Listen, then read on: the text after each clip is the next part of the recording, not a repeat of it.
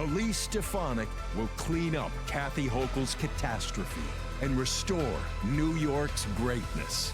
Elise Stefanik for governor. It's time to save New York.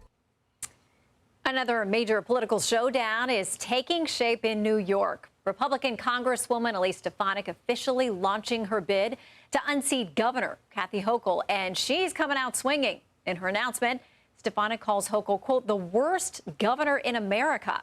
She also highlighted Hochul's support of Democratic Socialist Mayor-elect Zohran Mamdani. Here she is on Fox this morning. We saw a raging anti-Semite, pro-Hamas communist who wants to raise taxes.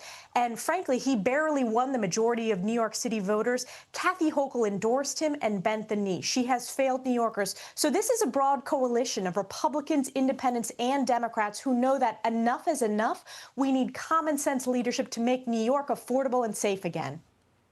Governor Hochul's campaign with this statement, our campaign's message to Trump's #1 cheerleader, bring it on.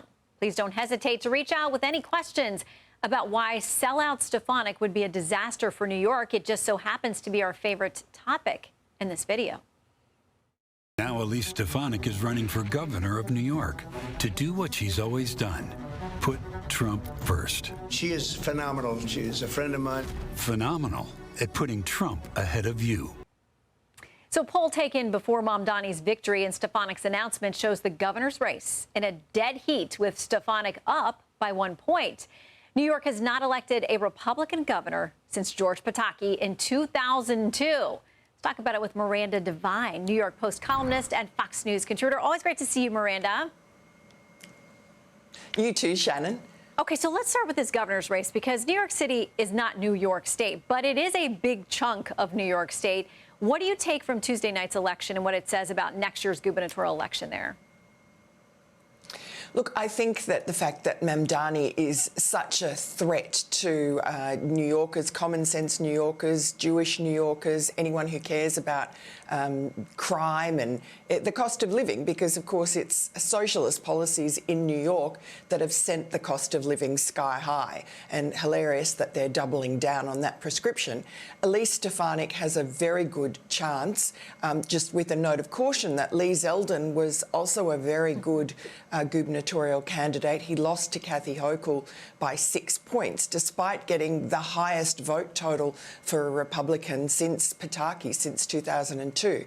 So it's an uphill climb, and the reason is not New York State, which is pretty red.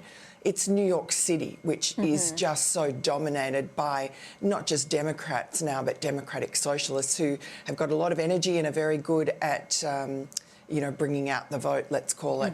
But I do think that because suddenly everyone's minds will be focused on the threat that Mamdani poses, the fact that Kathy Hochul, who, you know, is as left as it comes, her soft on crime and high taxing policies have already brought New York to its knees.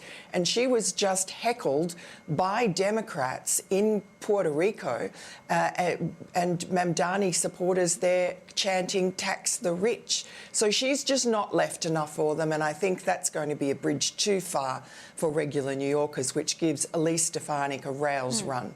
Yeah, do you think that the contrast between Elise Stefanik and Zohran Mamdani next year brings out a different electorate? Because you mentioned the enthusiasm. Our polls kept showing that people who were voting for Zohran Mamdani, who tended to be a lot younger, they were super enthusiastic about showing up to the polls, not so much for the Cuomo and Sliwa voters, but 2016 or 2026 is a different game. Yes, absolutely. And look, for New Yorkers, I know myself when I went to the polls, just what a horrible choice we were offered. Just, you know, Cuomo just... everyone hated him, and so to have to vote for him because it was against Mamdani was really very difficult for many New Yorkers, and many just didn't bother doing it. And so I think with Stefanik it's very different because she is youngish, she's enthusiastic, she's a woman. You know, Mamdani got something like 90% of young women, and she's also incredibly energetic, articulate. And she also, I mean, for Jewish New Yorkers, who are looking now down the barrel of a really anti-Jewish, not just anti-Israel agenda from Mamdani and his supporters, who really are driven by hatred. Everything they do seems to be about either anti-Trump or anti-Israel. I think Elise Stefanik is in a really good position to be the antidote to that poison. Okay, so let's dig into this a little bit more. The mayor-elect there now, Democratic Socialist Zohran Mamdani, facing new backlash today as concerns continue to grow over his positions, as you mentioned, on Israel, the policies that his administration may pursue. His critics say he's an anti-Semite. Here he is at the mayoral debate last month.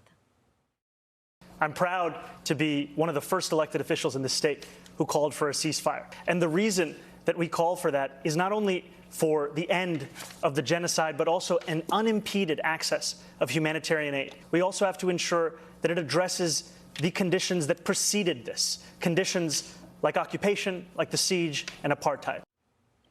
Now, activist Linda Sarsour, a close ally and member of the Democratic Socialists of America, is urging Democrats to remove any party officials who support Israel. She says they should, quote, not keep their jobs.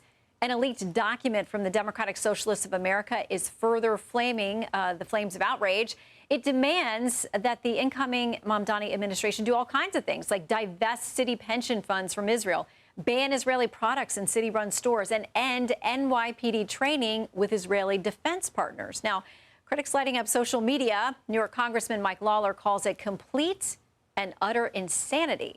New York business giant Bill Ackman put it simply, this is bad. And one conservative commentator warns anybody who ignores the rise of this subsect of the Democratic Party does so at their own peril. Miranda, we know leading up to the election of Mamdani, Linda Sarsour was one of the folks out there saying, listen, he's going to be accountable to us. She says he doesn't get elected and then, quote, do whatever the hell he wants. She's got some plans. Yeah, certainly does. And look, the mask is off, and this happened so quickly. That smiley face that Zohran Mamdani put on during the campaign, just the night of his victory speech, there he is up on stage, you know, not the smiley guy anymore, the punitive, cruel, ideologue. And Linda Sarsour and the rest of the people who are surrounding him, you just saw them. I mean, Hassan Piker, Mehdi Hassan, these are people who despise America and its founding principles. They're driven by hatred of the other. And for them, Israel is a convenient scapegoat. But, you know, it's all of us. And I think that you see the Democratic Socialists of America, which is Mamdani's faction, their list of demands, and Linda Sarsour is there in Puerto Rico telling Democrats, threatening Democrat candidates, that if you don't line up behind us on our anti-Israel agenda, anti-America agenda, then we are going to primary you. You are not going to keep your job. And she said, we don't care if you believe in what we say or not.